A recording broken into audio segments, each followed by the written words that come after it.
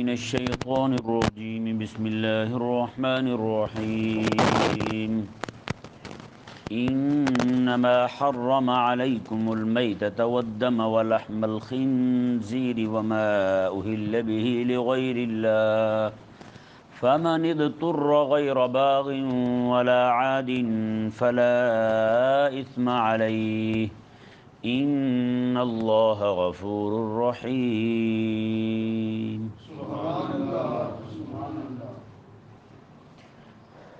مشرکین مکہ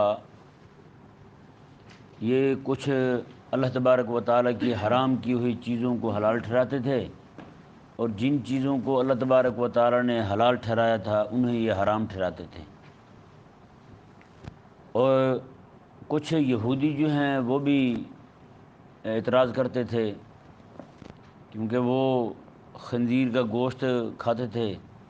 تو اللہ تبارک و تعالیٰ نے ان آیات اس آیہ مبارکہ کے اندر جو حرام چیزیں ہیں ان کو بیان فرمایا، ساری حرام کو بیان نہیں فرمایا، ان میں سے کچھ حرام چیزوں کو بیان فرمایا جن کا ان کے ساتھ معاملہ تھا۔ سمجھ آیا نا مسئلہ؟ اسے یہ جو لفظ پہلے آیا نا انما، یہ انما جو ہے اسے کہتے ہیں حصر، کسی چیز کو کسی چیز میں بند کر دینا۔ جیسے مثال کے طور پر میں کہوں جی یہاں سے یہ بچہ معیز نام ہے آپ کا، یہ معیز ہی درس سن رہا ہے، اس کا مطلب یہ ہے کہ باقی نہیں سن رہے ہیں جی، تو صرف یہی معیز ہی سن رہا ہے۔ اگر میں یہ کہوں کہ معیز بھی سن رہا ہے تو اس کا مطلب یہ ہے کہ باقی بھی سن رہے ہیں، ان میں ایک معیز بھی سننے والا ہے یا نہیں ایسا؟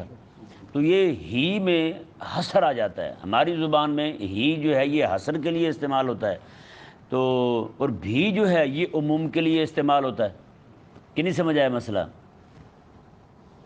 تو رب تبارک و تعالیٰ نے جو یہاں فرمایا نا کہ چار چیزوں کا بیان فرمایا جو حرام ہیں، تو یہاں جو حصر ہے عربی زبان میں حصر کی دو قسمیں ہیں، ایک کو کہتے ہیں حصر حقیقی جسے حصر مطلق بھی کہتے ہیں، حصر مطلق بھی کہتے ہیں، اور دوسرا حصر ہوتا ہے حصر اضافی۔ اضافی وہی ہوتا ہے اس میں سے کچھ چیزوں کو بیان کر دیا جائے اور باقی کو چھوڑ دیا جائے۔ تو یہاں بھی وہی ہوا، اللہ تبارک و تعالیٰ نے چار چیزوں کا ذکر فرمایا جو حرام ہیں، حالانکہ قرآن کریم میں شراب کا حرام ہونا بھی قرآن میں بیان ہوا ہے کہ نہیں؟ سمجھ آیا؟ تو اس سے معلوم ہو گیا کہ یہ کیونکہ اور بھی چیزیں حرام ہیں، گدھا بھی حرام ہے، کتا بھی حرام ہے، ہیں جی، کوا بھی حرام ہے، اور اس طرح کی باقی چیزیں جتنی بھی ہیں وہ بھی ساری حرام ہیں۔ لیکن یہاں بیان چونکہ ان کے ساتھ خطاب ہو رہا تھا تو رب تبارک و تعالی نے ارشاد فرمایا انما حرم علیکم المیتۃ والدم ولحم الخنزیر وما اہل به لغیر اللہ، فرمایا کہ اللہ تبارک و تعالی نے تم پر مردار کو حرام فرمایا۔ کسے حرام فرمایا؟ مردار کو حرام فرمایا۔ کئی احمق لوگ یہ اعتراض کرتے ہیں، اس وقت بھی کرتے تھے، آج تو بہت زیادہ کرتے ہیں، وہ کہتے ہیں کہ یہ جو جانور ہے ایک تم خود مارتے ہو، بسم اللہ پڑھ کے تکبیر پڑھ کے چھری پھیرتے ہو، خود مارتے ہو، وہ تو کہتے ہو حلال ہو گیا، ایک کو اللہ مار دے اسے کہتے ہو حرام ہو گیا کہ نہیں؟ سمجھ آیا؟ کہتے ایک وہ ہے جسے تم مارو، ادھر غور سے سنیں، ایک وہ ہے جانور جسے تم مارو چھری پھیر کے وہ حلال ہو جائے، جسے اللہ ہی مار دے وہ حرام ہو جائے، ایسا کیسے ہو گیا؟ یہ ایک اشکال پیش کرتے ہیں، ایک شبہ ہے انہیں۔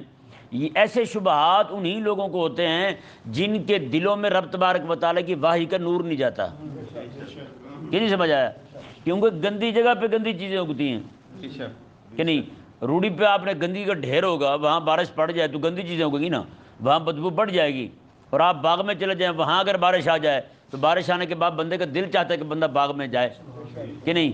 وہاں سے پھول اگیں گے، جو پھول پہلے سے موجود ہوں گے ان کی خوشبو بڑھ جائے گی، درخت جو کھڑے ہوں گے وہ غسل کر چکے ہوں گے وہ لہلہا رہے ہوں گے، ان کا حسن بڑھ جائے گا، ہے یا نہیں؟ تو یہ حال یہی ہوتا ہے، جس طرح بندہ مومن جو ہے نا اس کے دل میں قرآن کا نور اور قرآن کی وحی جو رب تبارک و تعالیٰ کی جو وحی ہے اس کا نور جیسے جیسے اس کے دل میں جاتا جائے گا، اسی طرح کر کے اللہ تبارک و تعالیٰ اس کے اندر مزید توسع پیدا کرتا جائے گا۔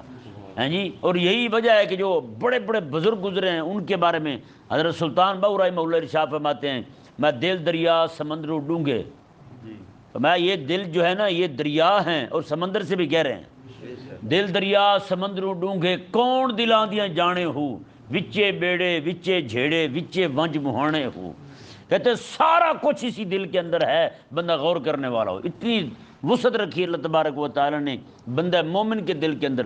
تو کافر کا جو دل ہوتا ہے نا وہ گناہوں کی وجہ سے سکڑتا جاتا ہے، وہ سکڑتا جاتا ہے، اور نیکی کی وجہ سے بندہ مومن جو نیکی کرتا ہے، ایمان قبول کرتا ہے، اس کا ایمان جو ہے اور اس کی نیکی جو ہے، نیکی کی محبت جو ہے، رب تبارک و تعالیٰ کی معرفت جو ہے، رب تبارک و تعالیٰ کی محبت جو ہے، عشق الہی جو ہے، اس کے دل کے اندر ویسے ویسے وسعت دیتی جائے گی۔ سبحان اللہ۔ اور جیسے جیسے رب تبارک و تعالیٰ کی محبت آتی جائے گی ویسے ویسے اس کے دل سے رب تبارک و تعالیٰ کے کلام پر، اس کی وحی پر، اس کے انبیاء پر سے اعتراض ہی ختم ہوتا جائے گا، اعتراض ختم ہو جائے گا۔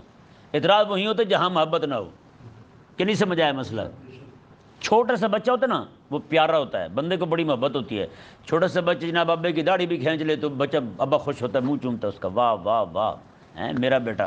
وہی چھوٹا سا بچہ جو ہے وہ ابے کو ٹانگ مار دے ابا خوش ہوتا ہے، ابے کے اوپر پیشاب کر دے بچہ خوش ہوتا ہے، محبت ہے نا، کوئی اعتراض نہیں ہے۔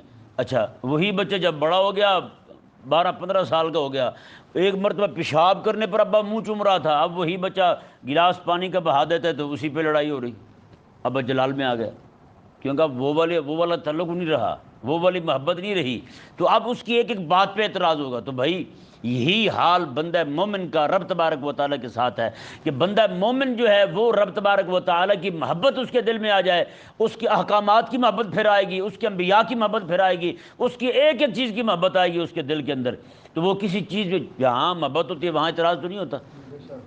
کہ نہیں سمجھ آیا مسئلہ؟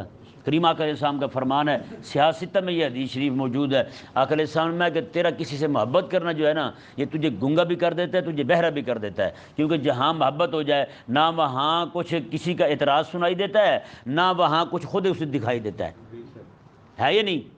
یہ موٹی سی مثال ہے، بندے کی شادی ہو کے ہے، بیوی نئی نئی آئے ہیں تو اس کی ماں بھی اعتراض کر رہی ہے، اس کے بھائی بھی اعتراض کر رہے ہیں، سارے اعتراض کر رہے ہیں، ان سب کو عیب نظر آ رہے ہیں لیکن اس کو تو نظر نہیں آتے ہیں، شوہر کو نظر آتے ہیں، کوئی بھی عیب نظر نہیں آتا، وہ کہتا ہے نہیں، کہتا ہے یہ بہت نیک پاک ہے، اماں تجھے سمجھ نہیں آ رہی، پھر اماں کو بھی غلط کہے گا، ابا کو بھی غلط کہے گا، پھر بہنوں کو بھی غلط کہے گا، پھر بھائیوں کو بھی غلط کہے گا، کیونکہ محبت ہے نا وہاں، جہاں محبت ہو جائے وہاں نہ کچھ کسی کا اعتراض سنائی دیتا ہے نہ اسے کوئی خود عیب دکھائی دیتا ہے۔ آقا علیہ السلام نے اچھا بتائیں بھائی جہاں عیب ہو بھی محبت ہو جائے عیب دکھائی نہیں دیتا کہ نہیں؟ رب تبارک و تعالیٰ کی ذات تو پھر عیب سے پاک ہے، وہاں ہی جس بندے کو عیب نظر آئے، رب تبارک و تعالیٰ کے احکامات میں جس پاگل کو عیب نظر آئے تو بتائیں اس سے بڑھ کر بے وقوف اور احمق کون ہو سکتا ہے؟ اسی طرح کر کے ان کا ایک بہت بڑا اشکال یہ بھی ہے کہ جس جانور کو تم خود ذبح کرتے ہو وہ تو کہتے ہو حلال ہے، اور جسے اللہ مار دے اسے کہتے ہو حرام ہے، یہ کیا ہوا جی؟ تو یہ ہم چونکہ اہل اسلام ہے، مومن ہے، کلمہ پڑھا ہم نے رسول اللہ علیہ السلام کا، ہمارے لیے اتنا بہت ہے کہ ہمارے رب نے فرمایا ہے، ٹھیک ہے نا؟ باقی رہی بات کہ بڑے بڑے حکماء، یہ اب کی یہ سائنسدانوں کی بات نہیں کر رہا ہوں، انہوں نے بھی تحقیق کی ہے، ان سے پہلے جو بڑے بڑے حکماء گزرے ہیں انہوں نے تحقیق کی ہے، انہوں نے کہا کہ ذبح کے وقت جانور کے جسم میں اس کے خون میں ایسا زہریلا خون ہوتا ہے وہ کھانے سے بندہ بیمار ہو جاتا ہے، اور بیمار ہو تو اس کا مرض بڑھ جاتا ہے، کہتے ہیں وہ ذبح کرنے سے اس کا خون جو ہے وہ بہہ جاتا ہے، فرمایا کہ اس لیے رب تبارک و تعالیٰ نے حکم دیا، کیونکہ رب تبارک و تعالیٰ سب سے بڑا حکیم ہے، رب تعالیٰ سب سے بڑا حکیم ہے، تو رب تبارک و تعالیٰ نے ارشاد فرمایا کہ تم اس جانور کو میرا نام لے کے ذبح کرو، جو فاسد خون ہوگا نکل جائے گا، جو رہ جائے گا وہ میرے نام کی برکت سے تمہارے لیے نقصان دہ نہیں ہوگا۔ بتائیں بھائی اب بھی کسی احمق اور پاگل کو سمجھ نہ آئے اور وہ کھڑا ہو کے ایسی باتیں کرے۔ میں یہاں پہ نا ایک بات کرتا ہوتا ہوں، یہ جو بڑے لوگ بیٹھے نا جلدی سمجھ جانا، بات کو پکڑ جانا، ٹھیک ہے نا؟ میں پردے میں بات کروں گا۔ کراچی کے اندر ایک عورت تھی، ایسی لبرل قسم کی بے دین تھی، اس نے وہاں پہ چیلنج کر دیا، اخبارات میں باقاعدہ یہ چھپا تھا کہ جس جانور کو رب مارے اسے تم کہتے ہو حرام ہے، جسے تم مارتے ہو اسے کہتے ہو حلال ہے۔ تو وہ ایک یہاں لاہور کے ایک عالم تھے بہت بڑے، مولانا عمر اشروی رحمۃ اللہ علیہ، داتا صاحب رحمہ اللہ کی مسجد شریف میں وہ بڑا عرصہ تک 15-16 سال تک خطیب رہے ہیں، وہ بہت بڑے عالم تھے۔ حضرت میاں شیر محمد رحمۃ اللہ کے مرید تھے، میاں شیر ربانی رحمہ اللہ کے مرید تھے، ان کے بیت تھے۔ تو وہ حضرت جو تھے نا عمر اشروی رحمہ اللہ، جب دیکھے نا بڑے بڑے مولوی گئے، لاجواب ہو گئے، بڑے بڑے بندے گئے، دانا لوگ بھی گئے، جٹ جفا پانے والے بھی لوگ گئے، وہ بھی سارے ناکام رہے اس عورت کو، یعنی کہ اس کی فکری جو یلغار تھی اس کو روک نہ سکے۔ انہوں نے کہا کہ میں جاتا ہوں، یہ یہاں سے وہاں گئے، وہاں جا کے انہوں نے کہا کہ ہاں جی بتاؤ کیا معاملہ ہے۔ اس نے کہا کہ ایک جو ہے نا وہ جانور مارے اللہ، وہ تم کہو کہ حرام ہے، ایک جانور تم مارو، تم کہو کہ وہ حلال ہے، یہ ہماری سمجھ میں نہیں آتا، یہ ذرا سمجھاؤ۔ انہوں نے کہا دیکھو بات سنو، ایک نلکا لگا ہوا ہے قدرت کی طرف سے اور وہ میرے ساتھ لگا ہوا ہے، ایک نلکا لگا ہوا ہے یہ زمین پر، وہ تمہارا لگا ہوا ہے، یہ لگ کے آیا ہے ہمیں، یہ بندے کا لگا ہوا نہیں ہے۔ تو اب بتاؤ کس نلکے سے پانی پینا چاہیے؟ سمجھ پڑی یہ بات؟ پکڑ لیے نا آپ نے بات کو کہ کس نلکے سے پانی پینا چاہیے؟ اس نے کہا وہ بہت یعنی کھسیانی ہونے لگی، پیچھے پاؤں کرنے لگی۔ انہوں نے کہا نہیں میں اس طرح کرتا ہوں، وہی نلکا تیرے منہ سے لگاتا ہوں۔ ان کا پی پانی تو اس نلکے کا پانی نہ پیا کر، یہ پانی حرام ہے کیونکہ بندوں کا لگایا ہوا ہے، میں تجھے پھر وہ نلکا دکھاتا ہوں، طبیعت صاف ہو جائے۔ لیں جی، اسی دن اس مائی کا اعتراض ہی ختم ہو گیا، دوبارہ اس نے کوئی بکواس نہیں کی۔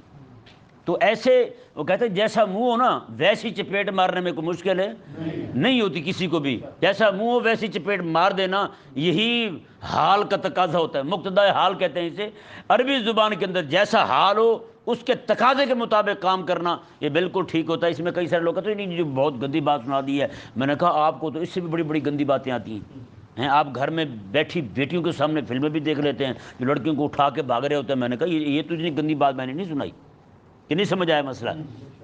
دیکھیں جی، یہ کریم آقا صلی اللہ علیہ وسلم کے پاس ایک بندہ آیا، کہنے لگا جی مجھے زنا کی اجازت دے دیں، میں زنا کرنا چاہتا ہوں۔ اب امام الانبیاء علیہ السلام کی بارگاہ میں اتنی بڑی بات کرنے والا بندہ، اتنی بڑی بے ادبی، کریم آقا صلی اللہ علیہ وسلم نے ارشاد فرمایا۔ آپ دیکھیں آقا علیہ السلام چونکہ آپ حکیم تھے، آقا علیہ السلام طبیب اعظم ہے، حضور حکیم اعظم ہے آقا علیہ السلام۔ آقا علیہ السلام نے ارشاد فرمایا کہ یہی کوئی بندہ اجازت مانگے تجھ سے تیری ماں کے ساتھ زنا کرنے کی اجازت دے گا؟ اس نے کہا جی نہیں۔ میں تیری بہن کے ساتھ؟ اس نے کہا نہیں جی بالکل۔ میں تیری بیٹی کے ساتھ؟ اس نے کہا نہیں۔ میں تیری بیوی کے ساتھ؟ اس نے کہا نہیں۔ آقا علیہ السلام نے فرمایا پھر جن کے ساتھ تو زنا کی اجازت مانگ رہا ہے وہ بھی تو مسلمان ہے، وہ بھی تو تیری مائیں بہنیں بیٹیاں لگتی ہیں۔ مسلمان جو ہے نا وہ صرف اپنے گھر کی عورتوں کی عزت کا محافظ نہیں ہوتا، مسلمان ہر مسلمان ماں بہن بیٹی کی عزت کا محافظ ہوتا ہے۔ کتنی بڑی بات فرمائی حضور نے۔ اب یہی بات کسی کو کہہ سکتے ہیں آقا علیہ السلام ویسے ہی، لیکن جب حال ایسا بنا، آقا علیہ السلام نے دیکھا کہ اس کے علاوہ کسی اور بات سے نہیں سمجھنے والا، تو آقا علیہ السلام نے پھر وہی بات ارشاد فرمائی۔ سمجھایا نا مسئلہ؟ دیکھیں جی رب تبارک و تعالیٰ نے ارشاد فرمایا۔ اب میتا کیا ہے جی؟ میتا جی وہ جانور جو رب تبارک و تعالیٰ نے ایک شریعہ مبارکہ میں جو طریقہ ذکر فرمایا، ہمیں عطا فرمایا ذبح کرنے کا، یعنی کہ شرعی ذبح نہ پایا جائے اور جانور مر جائے تو اسے کہتے ہیں میتا۔ اسے کیا کہتے ہیں؟ میتا۔ یہ میں نے شرعی ذبح کا لفظ اس لیے بولا کیونکہ دو چیزیں ایسی ہیں آقا علیہ السلام نے احلت لنا المیتتان، اللہ تعالیٰ نے دو مردار ہمارے لیے حلال کیے ہیں۔ جیسے مچھلی ہے، مچھلی کو ہم ذبح تو نہیں کرتے لیکن حلال ہے یا نہیں؟ اسی طرح کر کے ٹڈی ہے جسے عربی زبان میں جراد کہتے ہیں، ٹڈی، یہ عربوں میں بہت زیادہ ہوتی ہے۔ یہ ابھی پچھلی سیزن میں جب آئی تھی نا بہت زیادہ، وہاں لوگ بھون کے کھا رہے تھے، تو مجھے آ کے ایک بندہ پوچھنے کا، کہنے لگا ان پاگلوں کو کیا ہو گیا، یہ ٹڈیاں پکڑ پکڑ کے کھا رہے ہیں۔ میں نے کہا پاگل آپ ہیں وہ نہیں ہیں۔ کہتے جی وہ کیسے؟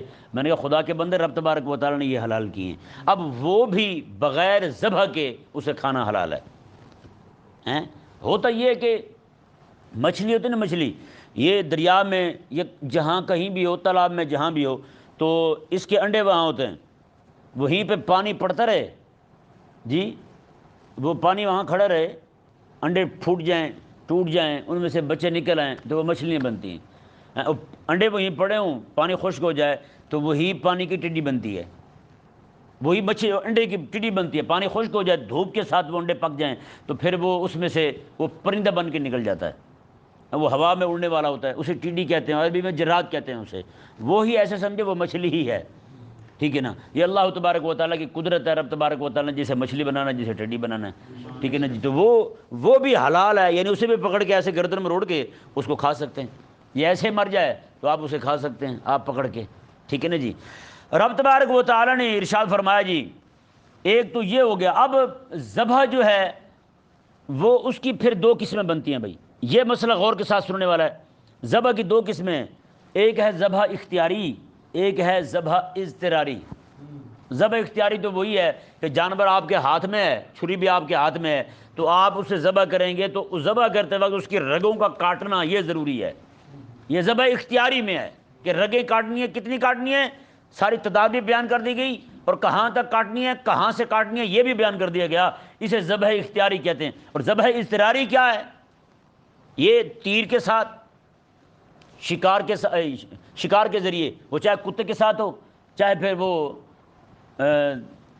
باز کے ساتھ، شکرہ باز جو ہوتا ہے اس کے ساتھ شکار ہو، تو ان صورتوں کے اندر بندہ تکبیر پڑھ کے، بسم اللہ اللہ اکبر پڑھ کے کتے کو چھوڑ دے، بسم اللہ اللہ اکبر پڑھ کے باز کو چھوڑ دے، بسم اللہ اللہ اکبر پڑھ کے تیر چلا دے، وہ تیر اس کے جانور کے کہیں بھی لگ جائے، اس پرندے کے کہیں بھی لگ جائے اور اس سے خون اس کا بہہ جائے، تو ایسی صورت کے اندر وہ جانور، وہ پرندہ وہی مر جائے، تیر لگنے سے، کتے کے زخمی کرنے سے، خون کے بہہ جانے سے وہ جانور وہی مر جائے، تو ایسی وہ کہیں سے بھی کاٹ لے اسے، تو ایسی صورت کے اندر اس کا، اگر آپ کے پاس جانور زندہ حالت میں سانس لیتا ہوا پہنچ گیا تو آپ پر لازم ہے کہ اسے چھری پھیر کے ذبح کر لیں۔ اگر وہ راستے میں ہی مر گیا یا وہی مر گیا جانور تو اس نے کہیں سے بھی کاٹا تھا وہ حلال ہو گیا۔ سمجھ آیا مسئلہ؟ کئی سارے بیچارے شکار کرنے جاتے ہیں، وہ جناب جانور کو تیر مار دیتے ہیں، تو بعد میں وہ اگر وہی مر جائے، ذبح نہ کر سکیں تو کہتے ہیں یہ تو حرام ہو گیا۔ بھائی نہیں، حرام نہیں ہوتا، کہ نہیں سمجھ آیا مسئلہ؟ وہ حرام نہیں ہوتا۔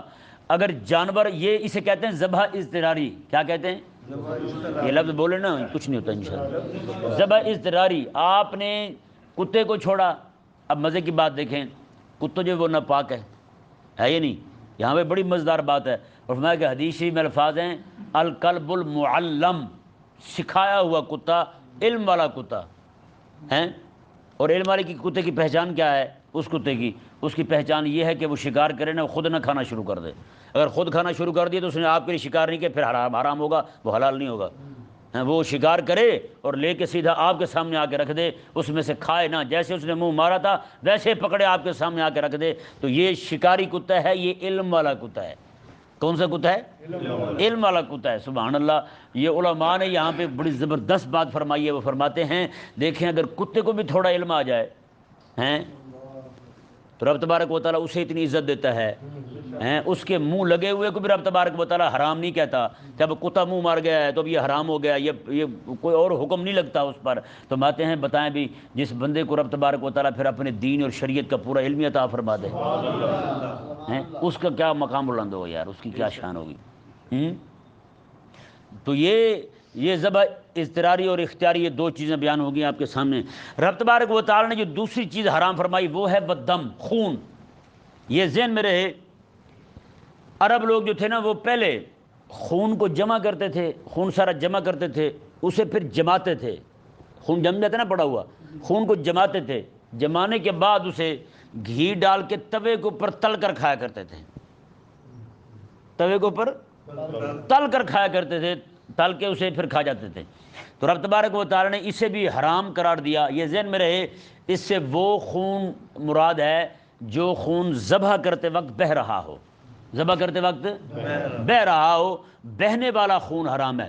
آپ نے ذبح کر لیا، خون جو اس کے اندر رہ گیا وہ خون پاک بھی ہے اور حلال بھی ہے، یعنی کہ آپ گوشت کو لے کر دھوئے بغیر ہی پکا لیں تو یہ حلال ہے، کہ نہیں سمجھ آیا؟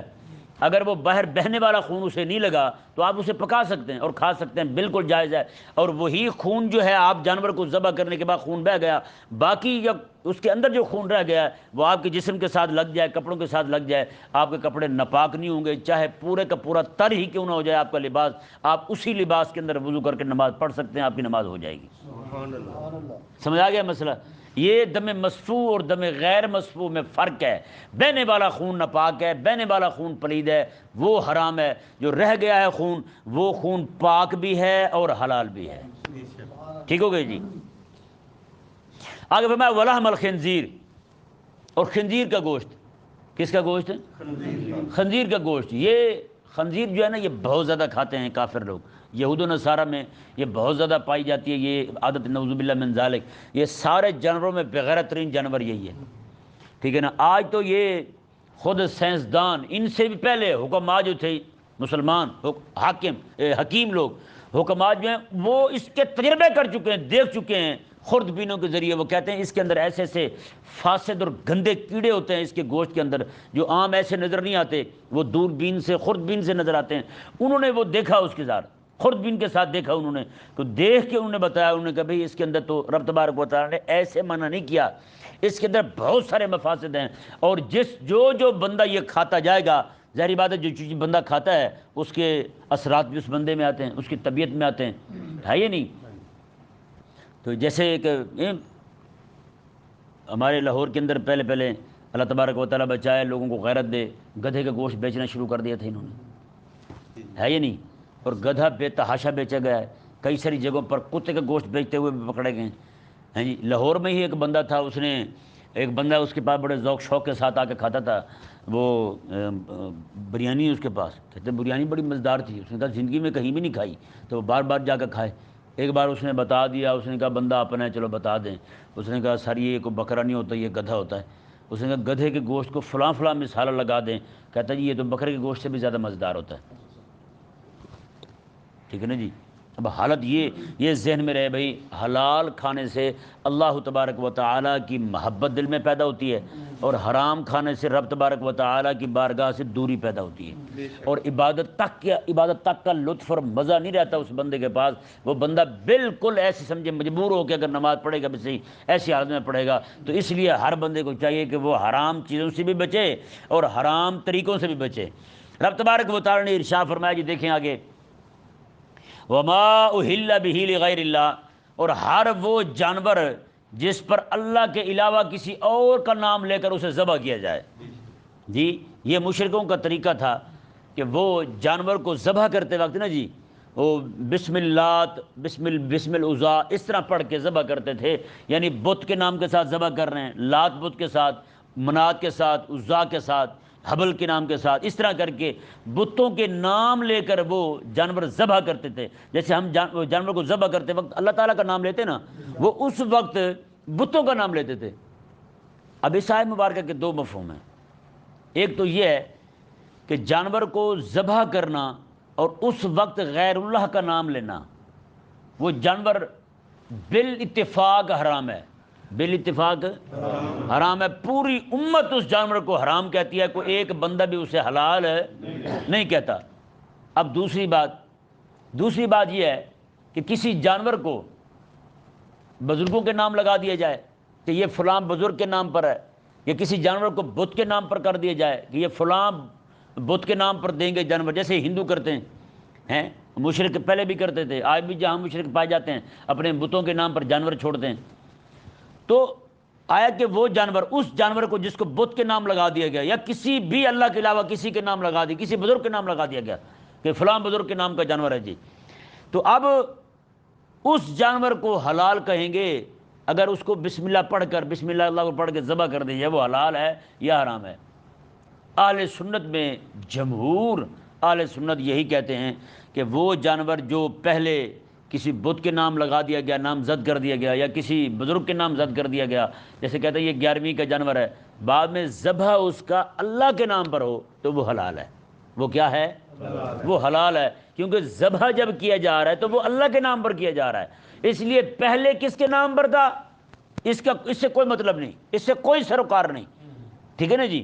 تو یہ اہل سنت میں جمہور یہ کہتے ہیں، اور باقی رہے حضرت شاہ عبدالعظیم محدث دہلوی رحمہ اللہ اور حضرت جو ہیں مولانا عبدالحق حقانی رحمہ اللہ، آپ ارشاد فرماتے کہ ایسا جانور جس کو اللہ کے علاوہ کسی اور کے نام زد کر دیا جائے کہ یہ فلاں بزرگ کے نام پر ہے یا فلاں بت کے نام پر ہے، کہتے ہیں وہ جانور ایسا پھر ناپاک ہو جاتا ہے کہ اللہ کا نام لینے سے بھی پاک نہیں ہوتا پھر۔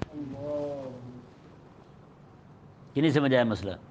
تو اس لیے باقی جو جمہور علماء ہیں وہ یہی کہتے ہیں کہ جانور کو بزرگ کے نام پر رکھا کہ یہ 11ویں کے نام پر دیں گے، یا ایسے اللہ تبارک و تعالیٰ کے کسی ولی کے نام پر رکھا یہ فلاں بزرگ کے نام پر ہے، تو بعد میں بسم اللہ شریف پڑھ کر ذبح کر دی جائے تو اسے کوئی مسئلہ نہیں۔ وہ بلکہ اہل سنت کے نزدیک یہ کہنے سے بھی کوئی مسئلہ نہیں ہوتا، جمہور اہل سنت کے نزدیک کہ یہ بزرگ کے نام پر جانور ہے، مطلب اس کا یہی ہوتا ہے بزرگ کے نام کا کہ اصحال ثواب ان بزرگوں کو کریں گے، ذبح اللہ کے نام پر کریں گے۔ اور یہ جو لوگ ہیں یہ بھی اس لیے کہتے ہیں کہ جانور جو ہے نا، جانور جان والا، اس کی جان نکل رہی ہے، کوئی چھوٹی بات نہیں، جان نکل رہی ہے، کوئی چھوٹی بات نہیں، اور جان دی رب نے ہے، تو کسی اور کے لیے کیوں نکلے ہیں؟ جان ہے نا، تو جان رب کے نام پر نکلے نا، کسی اور کے نام پر کیوں نکلے؟ تو اس لیے وہ کہتے ہیں کہ جان دی ہی رب نے ہے، پیدا بھی رب نے کی ہے، اسے نکلنا بھی رب کے نام پہ چاہیے۔ سمجھا گیا مسئلہ؟ آگے دیکھیں جی، رب تبارک و تعالی نے ارشاد فرمایا وَفَمَنِ اضْطُرَّ غَيْرَ بَاغٍ وَلَا عَادٍ فَلَا إِثْمَ عَلَيْهِ۔ میں جو بندہ مجبور کر دیا جائے، مجبوری کی 3 صورتیں بنتی ہیں ابتدائی طور پر۔ سب سے پہلی صورت یہ ہے کہ بندہ قحط سالی ہو جائے، کچھ مل ہی نہیں رہا ہو، تو اس کے لیے حرام کھانے کی اجازت ہے، اس کے لیے حرام کھانے کی اجازت ہے۔ یا پھر بندہ ایسا ہے کہ جناب وہ مجبور کر دیا گیا، کسی نے پستول رکھ دیا اس کی گردن پر اور اس کے سینے پر پستول رکھ دیا گیا، اس نے کہا کہ یہ کتے کا گوشت پڑا ہے یا کوئی بھی چیز حرام چیز ہے، مردار جانور ہے، یہ کھاؤ گے تو چھوڑوں گا ورنہ مار دوں گا گولی، یہ بھی مجبور کر دیا گیا بندہ۔ ایسی صورت میں بھی اس کو استعمال کی اجازت ہے، اور یہ اتنی دیر اتنا کھائے گا جتنا اس نے مجبور کیا ہے، یہ نہیں کہ بعد میں اس کو لت پڑ جائے بعد میں کھاتا رہے ہیں، یا پھر جتنا اس نے مجبور کیا تھا وہ کھا کے یہ بعد میں بھی کھاتا رہا، نہیں، یہ نہیں۔ تیسری صورت جو ہے وہ یہ ہے کہ کوئی بندہ بیمار ہو گیا اور اسے متدین حکیم، دیندار مذہبی حکیم اور مذہب کے ساتھ محبت رکھنے والا، تعلق رکھنے والا ڈاکٹر یہ کہے کہ اس کے علاوہ تمہارے لیے کوئی علاج نہیں ہے، تو اب تمہارے لیے یہ حلال ہے۔ جیسے خون لگاتے ہیں نا، یہ خون بھی تو حرام ہے، خون جسم سے نکل گیا تو وہ حرام ہو گیا، وہ پلید ہو گیا، کیا ہے؟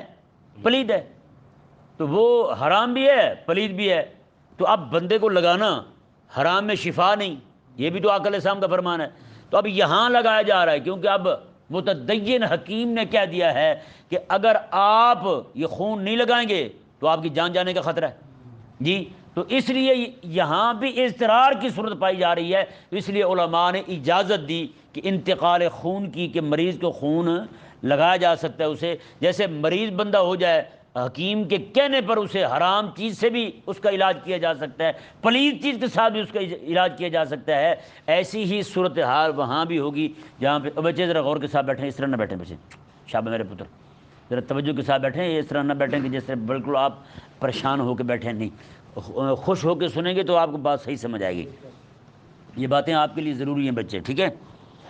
اچھا، تو یہ رب تبارک و تعالی نے 2 شرطوں کے ساتھ اس کی اجازت دی، حرام کے استعمال کی 2 شرطوں کے ساتھ اجازت دی رب تبارک و تعالی نے۔ سب سے پہلے یہ کہ باغی نہ ہو، اور آگے فرمایا ولا عادن، اور عادی نہ ہو، ہیں بطور لذت کے کھانا، اسے کہتے ہیں باغی، مزہ لے کے کھانے والا بندہ اسے باغی کہتے ہیں، کہ نہیں سمجھ آیا؟ اور عادن، عادی نہ ہو، یعنی عادت نہ ہو اسے کھانے کی، ظاہر بات ہے دونوں صورتوں میں، ایک تو باغی ہے مزہ لے کے کھانے والا ہے، دوسرا عادی ہے اسے مزہ بھی نہیں رہا، مزہ بھی نہیں آ رہا، ویسے عادت پڑ گئی ہے یہ نہیں؟ جیسے کئی بندے سگریٹ پی رہے ہوتے ہیں یا حقہ پی رہے ہوتے ہیں، بیچاروں کو کیا مزہ آتا ہوگا یہ بتائیں، دھوئیں کا کوئی مزہ آتا ہے؟ عادت ہو گئی ہے۔ اس طرح کر کے اور بھی بہت ساری چیزیں جن کا کوئی مزہ نہیں ہے، ایسے ہی جناب لگے ہوئے، عادت پڑ گئی ہے انہیں۔ تو یہ یہاں پہ ایک بات میں عرض کروں آپ کے سامنے، اہل اللہ فرماتے ہیں کہ بندہ جو ہے نا وہ گناہ میں مبتلا ہو جائے، شروع میں اسے گناہ مزہ دیتا ہے، شروع میں اسے گناہ مزہ دیتا ہے، میں کہ بعد میں ایسا ہوتا ہے اس گناہ کا اسے مزہ بھی نہیں رہتا لیکن عادت پڑ جاتی، وہ پھر بطور عادت کے گناہ کرتا ہے، بطور مزہ، بطور لذت کے نہیں کرتا، لذت نہیں آ رہی ہوتی اسے، میں کہ پھر اسے مزہ بھی نہیں آتا اور عادت ایسی پڑ جاتی، عادت چھوڑتی بھی نہیں اسے۔ تو رب تبارک و تعالی نے 2 شرطوں کے ساتھ اجازت دی، فرمایا کہ جو بندہ ضرورت سے پہلے نہ کھائے اور ضرورت سے زیادہ نہ کھائے، یعنی کہ حرام کی ضرورت پڑ گئی اسے کھانے کی کچھ مل نہیں رہا، قحط پڑ گیا، صرف اتنا ہی کھائے جس کے ساتھ اس کا جناب وہ زندہ رہ سکے بس۔ رب تبارک و تعالیٰ نے ارشاد فرمایا فلا اسم علیہ، ایسی دو شرطوں کو پورا کر کے جو بندہ اسے استعمال کرے گا تو اسے کوئی گناہ نہیں ہوگا۔ رب تبارک و تعالیٰ نے ارشاد فرمایا ان اللہ غفور الرحیم، بے شک اللہ تبارک و تعالیٰ بخشنے والا مہربان ہے۔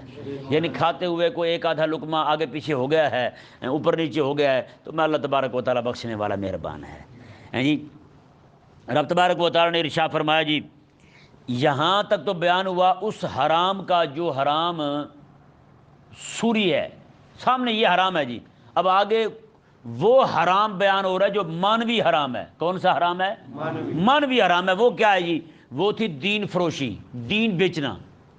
یہ علماء یہود میں بہت زیادہ تھی کہ یہودی جو تھے وہ لوگوں سے پیسے لے کے غلط مسائل بتاتے تھے، لوگوں سے پیسے لے کر حق بات نہیں کہتے تھے، اور یہ جو صورت ہے اب بہت پائی جا رہی ہے۔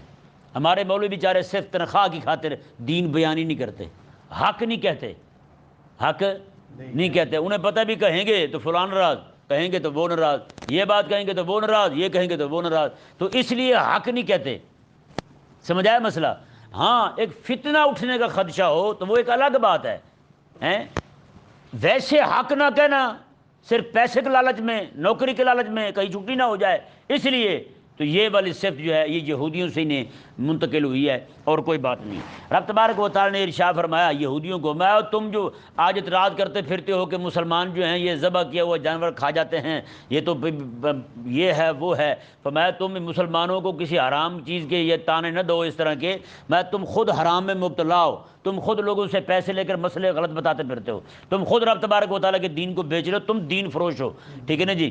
رب تعالیٰ نے فرمایا ان الذین یکتمون ما انزل اللہ من الکتاب، میں بے شک وہ لوگ جن پر اللہ نے کتاب نازل کی ہے اس کتاب کو چھپاتے پھرتے ہیں، اس کتاب کو بیان نہیں کرتے، وَيَشْتَرُونَ بِهِ ثَمَنًا قَلِيلًا، اور بہت تھوڑے پیسے لیتے پھرتے ہیں اس کے بدلے میں۔ یہ ذہن میں رہے، یہ نہیں بھی اگر 5 روپے لے کے بندہ غلط مسئلہ بتا دے تو یہ حرام ہے، اگر 5 لاکھ لے کے بتا دے تو وہ حلال ہے، نہ، بلکہ رب کے دین کے ایک ایک حکم کے مقابلے میں پوری دنیا کی کوئی وقت ہے ہی نہیں۔ پوری دنیا کائنات بھی کوئی بندہ کسی عالم کو دے دے کہے جی ایک مسئلہ آپ غلط بتا دیں ہمیں، تو وہ بھی ثمن قلیل کے ہی زمرے میں آئے گا، وہ اسے بھی ثمن قلیل ہی کہیں گے۔ رب تبارک و تعالیٰ نے ارشاد فرمایا جی دیکھیں اولئک ما یاکلون فی بطونہم الا النار، میں جو لوگ غلط مسئلے بتا کے نوکریوں کی خاطر غلط دین صحیح نہیں بتاتے، نوکری بچانے کے لیے، تنخواہ بچانے کے لیے دین حق کو صحیح طور پر بیان نہیں کرتے، رب تعالیٰ نے فرمایا یہ لوگ جو ہیں اپنے پیٹوں میں جہنم کی آگ بھر رہے ہیں، یہ جہنم کی آگ کھا رہے ہیں۔ اور آگے فرمایا ولا یکلمہم اللہ ولا یوم القیامۃ ولا یزکیہم، اللہ تعالیٰ ان کے ساتھ کلام نہیں فرمائے گا قیامت والے دن۔ یہ ذہن میں رہے، کلام یا تو رب تبارک و تعالیٰ، دیکھیں بندہ جو کہے نا بیٹے کو میں نہیں بولتا تیرے ساتھ، یہ کہنے کے بعد میں کہے تو بڑا بدتمیز ہے، تو بڑا بے شرم ہے، تو بتائیں یہ جو الفاظ بعد میں ابا بول رہا ہے یہ کوئی کلام ہے اس کے ساتھ؟ یہ تو کلام نہیں ہے۔ کلام تو یہ ہوگا بیٹا کیا حال ہے، یہ کلام ہوگا نا، وہ تو ڈانٹ رہا ہے اسے۔ جس کلام کے اندر، جس گفتگو کے اندر جلال ہو، جس کے اندر غضب ہو، اسے بات کرنا نہیں کہتے، اسے بات کرنا نہیں کہتے۔ جیسے بندہ جائے نا جی، جا کے کسی سے ملے اور وہ بندہ یعنی کہ اسے الٹی سیدھی سنا دے اور اس کی بات جو کہنے آیا تھا وہ نہ سنے، وہ کہے جی اس نے تو میرے ساتھ بات ہی نہیں کی، جی بولا تو تھا وہ تیرے ساتھ لیکن بات نہیں کی، مطلب جو ہونی چاہیے وہ بات نہیں ہوئی، تو رب تبارک و تعالیٰ قیامت میں ان کو جھڑکے گا، ہیں ولا یکلمنا ایدی، رب تبارک و تعالیٰ نے قرآن پاک میں فرمایا کہ دفع ہو جاؤ تم، ہیں دفع ہو جاؤ، پڑے رہو تم یہی، میرے ساتھ بات بھی نہ کرو، یہ رب تبارک و تعالیٰ قیامت میں فرمائے گا۔ اور یہی رب تعالیٰ نے فرمایا ولا یکلمہم اللہ یوم القیامہ، اللہ تعالیٰ ان کے ساتھ کلام نہیں فرمائے گا۔ یا تو اللہ تبارک و تعالیٰ جو کلام فرمائے گا وہ ڈانٹنے والا کلام ہوگا، زجر والا، توبیخ والا کلام ہوگا، یا پھر رب تبارک و تعالیٰ یہ جلال کا اظہار بھی فرمائے گا تو وہ بھی فرشتوں کے ذریعے فرمائے گا، فرشتوں کو کہے گا تم ڈانٹو انہیں، میں نہیں بولتا ان کے ساتھ۔ بتائیں یار یہ کوئی چھوٹی بات ہے، رب تبارک و تعالیٰ ہی کہے کہ میں نہیں بولتا ان کے ساتھ، جی رب تبارک و تعالیٰ ہی فرمائے کہ میں نہیں بولتا ان کے ساتھ، تو بتائیں ولا یزکیہم، رب نے فرمایا اللہ انہیں پاک بھی نہیں کرے گا، پھر پاک بھی نہیں کرے گا۔ دیکھیں پاک ہوتی چیز وہ جو ہو پاک لیکن اسے پلیدی لگ جائے، جیسے بندہ مومن ہے یہ بذات پاک ہے، بندہ مومن گناہوں کی وجہ سے جہنم جائے گا، پاک ہو کے جنت چلا جائے گا۔ رب نے ارشاد فرمایا یہ خنزیر ہیں، خنزیر بھی پاک ہوا کبھی؟ خنزیر کو 7 سمندروں میں غسل دے دیا جائے، کبھی پاک ہوگا؟ نہیں نہ پاک ہوتا۔ یہی حال ان کا ہے۔ فرمایا رب تبارک و تعالیٰ یہ کروڑوں سال بھی جہنم میں جلتے رہیں، ولا یزکیہم، رب انہیں پاک نہیں کرے گا، یہ پاک ہونے والے ہیں ہی نہیں۔ آگے فرمایا وَلَهُمْ عَذَابٌ علیم، اور ان کے لیے دردناک عذاب ہے۔ اولئک الذین اشتروا الضلالۃ بالہدی، میں یہی وہ ذلیل لوگ ہیں جنہوں نے ہدایت دے کر گمراہی خرید لی ہے، والعذاب بالمغفرہ، اور مغفرت چھوڑ کر کے انہوں نے عذاب خرید لیا ہے۔ رب تعالیٰ نے ارشاد فرمایا فما اصبرہم علی النار، میں یہ جہنم پر کتنے صبر کرنے والے بنے بیٹھے ہیں، کتنا صبر آ گیا انہیں جہنم کی آگ برداشت کرنے کا، کتنا صبر آ گیا انہیں عذاب برداشت کرنے کا، ہیں کتنے حوصلے والے لوگ ہیں، شاباش بھی شاباش، واہ واہ واہ، ہیں یہ معنی اس کا، یہ تعجب کا اظہار ہے کہ واہ واہ واہ واہ، ہیں ڈانگ کھانے کے لیے تیار ہو گئے، واہ واہ واہ شاباش بھی شاباش تمہیں، ہیں اپنے کو مروانے کے لیے تیار ہو گئے ہو۔ رب تبارک و تعالیٰ میں فما اصبرہم علی النار، میں واہ واہ شاباش، ہیں کیسے لوگ ہو تم، جہنم کی آگ میں صبر کر، اس کا مطلب یہ نہیں انہیں شاباش دی جا رہی ہے، بلکہ یہ شاباش کا لفظ جو ہے نا یہ انہیں ذلیل کرنے کے لیے، کس لیے ہے؟ ہاں جیسے بچہ جو ہے نا وہ اسکول میں پڑھ کے آئے اور فیل ہو کے آ جائے، ہیں فیل ہو کے گھر پہنچے، گھر پہنچ کے تو اس کے ابے کو پتہ چل جائے اب بیٹا جو ہے نا کیا رزلٹ لے کے آیا ہے، تو وہ بھی کہتا ہے، اس کی ماں کو کہتا ہے تجھے مبارک ہو بیٹا تیرا کامیاب ہو گیا، ہیں نہ تو اسے مبارک بنتی ہے اس بات پر، نہ وہ کامیاب ہوا ہے، ہیں وہ بھی اس کی ماں کو شرمندہ کر رہا ہے کہ تیری وجہ سے یہ لڑکا ذلیل ہوا ہے آج ہمارا، تیرا لاڈ اور پیار جو ہے وہ اسے ڈبو گیا ہے، ہیں تیری وہ اس کے ساتھ محبتیں ہیں، پڑھائی کے معاملے میں تیری جو محبتیں تھیں نا اس کے لیے، اس کے ساتھ آج میرے پیٹ میں درد ہے تو نے کہا لیٹ جا ادھر ہی، ہر دوسرے دن پیٹ میں درد ہے تو نے کہا ادھر ہی لیٹ جاتا ہوں، ہیں یہ کیا ہوا؟ یہ دو بیماریاں طالب علموں میں انگریز ذلیل نے ایسی چھوڑی ہیں، سر درد اور پیٹ درد، جب بھی جی چاہا لمبے پڑ گیا پیٹ درد، جب بھی چاہا جی لمبے پڑ گیا پیٹ درد، رات کو نیند پوری نہیں ہوئی، رات کو لگے رہے موبائل پر، صبح کو لمبے پڑے ہیں جی پیٹ درد، بتائیں بھائی، تو میں یہ نہیں ہیں، جب یہ بلی حالت ہوگی نا تو پھر وہ ابا مبارکباد ہی دے گا بچے کو، اس کی ماں کو، بلکہ مبارکباد ہو تمہیں بھی، کامیاب ہو گیا تیرا بیٹا، بعد میں کہے گا دل میں وہ یہ کہہ رہا ہوگا، حقیقت یہ ہوگی یہ بوتھے کامیاب ہونے والے نہیں ہیں، کس طرف لگا دیا ہے۔ رب تبارک و تعالیٰ نے ارشاد فرمایا ذالک بان اللہ نزل الکتاب بالحق، میں کہ وجہ اس کی کیا ہوئی، کیوں یہ لوگ ذلیل ہو رہے ہیں، کیوں یہ جہنم میں رہیں گے ہمیشہ ہمیشہ، کیوں یہ جہنم کا عذاب پا کر بھی پاک نہیں ہوں گے؟ رب تعالیٰ نے فرمایا اللہ تعالیٰ نے کتاب کو حق کے ساتھ نازل کیا، رب نے کتاب حق کے ساتھ نازل کی، وَإِنَّ الَّذِينَ اخْتَلَفُوا فِي الْكِتَابِ، لیکن یہ لوگ جو ہیں یہ اختلاف کرتے کرتے کتاب میں دور کی بدبختی میں جا پڑے ہیں، دور کی بدبختی میں جا پڑے ہیں، کتاب میں بحث کرتے کرتے، آج بھی دیکھیں کتاب میں بحث کرتے کرتے ہیں اتنے دور کی بدبختی میں پڑے کہ ہم کتاب سے صرف قلخانی ثابت کرتے پھرتے ہیں، کتاب سے صرف مستحبات ہی ثابت کرتے پھرتے ہیں، رب تعالیٰ کے قرآن سے، رب تعالیٰ کے قرآن سے صرف مباح چیزوں کو نکالتے پھرتے ہیں، صرف جناب یہ 11ویں حلال، فلانی چیز حلال، فلانی چیز حلال۔ یار رب تبارک و تعالیٰ نے قرآن میں جو جہاد کا حکم دیا ہے، رب تبارک و تعالیٰ نے کریم آقا علیہ السلام کے عہد کا ذکر کیا، حنین کا ذکر کیا، حنین کا ذکر کیا، رب تبارک و تعالیٰ نے بدر کا ذکر کیا، کریم آقا علیہ السلام کے عہد کا ذکر کیا، آقا علیہ السلام کی جنگوں کا ذکر کیا رب تبارک و تعالیٰ نے، یہ تلوار اٹھانے کا حکم دیا رب تبارک و تعالیٰ نے قرآن پاک میں، بھئی وہ ذکر کون کرے گا؟ تو بتائیں بھی یہ دور کی گمراہی میں پڑھے یا نہیں پڑھے ہیں؟ رب تبارک و تعالیٰ نے قرآن اس لیے نازل کیا تو تم یہی چیزیں نکالتے پھرتے قرآن سے۔ آج جو پورے قرآن کو صرف تعویذ کی کتاب جانتا ہے، بتائیں دور کی گمراہی میں پڑھا ہی نہیں پڑھا؟ لفی شقاق بعید، دور کی بدبختی میں جا پڑا، یعنی وہ بہت دور چلا گیا، وہ اب پیچھے آنے والا نہیں ہے۔ جیسے کہتے ہیں نا کسی کے بارے میں وہ بات سن لی نہ کسی کی تو بیٹھا پاس ہی ہے، تو ماں کہہ رہی ہے اس کے ابے کو یہ بہت دور چلا گیا ہے، اب ہمارے ہاتھ نہیں آئے گا، وہ تو ہاتھ میں بیٹھا ہوا ادھر ہے، مطلب یہ کہ اب وہ ماننے والا نہیں ہے۔ تو رب تبارک و تعالیٰ کی مار جس میں پڑتی ہے نا، وہ پھر لوگ اسی طرح کے مسائل ہی نکالتے ہیں، اسی طرح کی چیزیں اخذ کرتے ہیں کتاب سے، کتاب میں بحث کرنے لگے، کیسی بات ایسے مسائل اخذ کرنے لگے جن کی شریعت مبارکہ کے اندر کوئی حاجت ہی نہیں تھی۔ پوری کتاب کو کئی بے دینوں نے سائنس کی کتاب بنا دی ہے، پورے قرآن کو، وہ کہتے ہیں پورا سائنس ہی سائنس ہے، اور کئیوں نے اس کو تویزوں کی کتاب بنا لی ہے، کئیوں نے اس کو پوری کتاب قرآن کو دم پھک کتاب بنا لی ہے۔ رب تبارک و تعالی ہم سب کو سمجھنے کی توفیق عطا فرمائے۔